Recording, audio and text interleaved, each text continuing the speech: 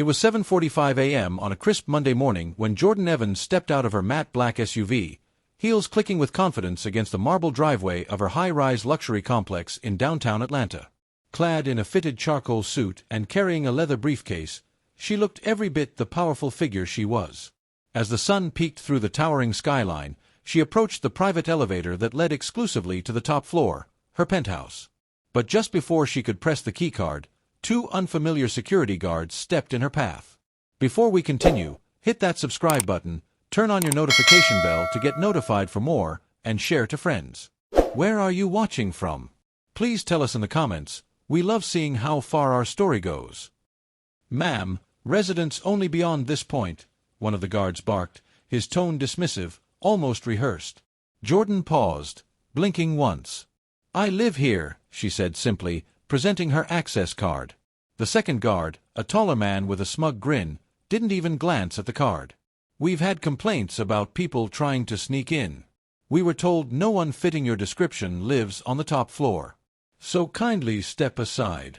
Her expression tightened, but she remained calm. Is that so? What description was given? Neither answered, but they chuckled. Behind them, the building manager, Mr. Clyde Thomas, a silver-haired man in his 50s wearing a cheap blazer, emerged from the concierge desk, already mid-laugh. Oh, let her go, boys. She's probably lost, he said, smirking at Jordan like she was a child who wandered off. Jordan took a deep breath, then glanced at her watch. I suggest you check your system again, she replied. Or better yet, go upstairs and check the name on the lease. Mr. Thomas waved a hand. Look, I don't have time for games.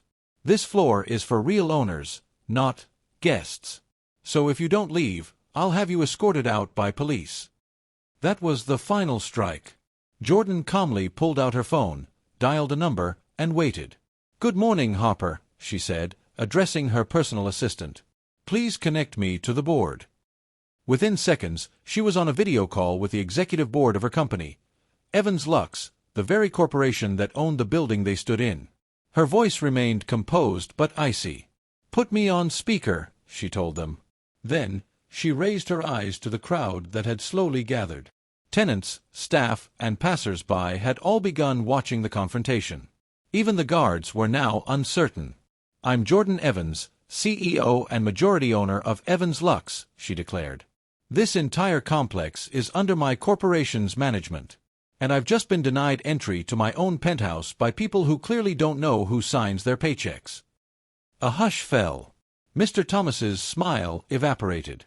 One of the guards stammered, Wait, you're? She ignored him. Effective immediately, she said into the phone, terminate Clyde Thomas from all company-related duties.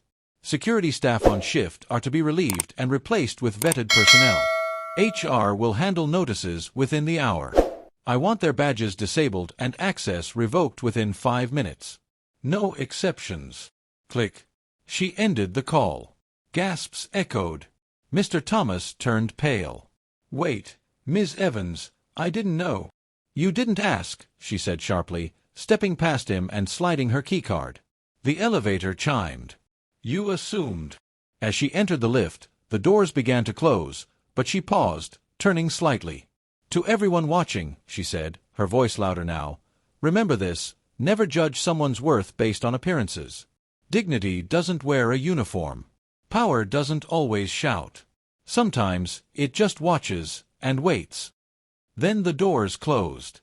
Upstairs, her penthouse glowed with morning light. She set her bag down and exhaled, not out of anger, but clarity. She hadn't planned for a confrontation, but life had a way of revealing who people truly were when they thought no one important was watching. Meanwhile, downstairs, chaos erupted. Mr. Thomas was escorted out by new security. The two guards stood speechless as tenants whispered, some even recording what had just happened. The board issued a public statement that afternoon, zero tolerance for discrimination in any form. They promised better staff training, stronger diversity programs, and structural change. Jordan made sure of that. But the lesson lingered, like the weight of an unspoken truth. Sometimes, the ones people dismiss without thought are the very ones holding the keys to their future. Moral lesson. Respect should never be based on appearance, status, or assumptions. Prejudice can cost more than a job, it can cost dignity and trust. In a world that judges too quickly, remember that humility, fairness, and curiosity will always outlast ignorance.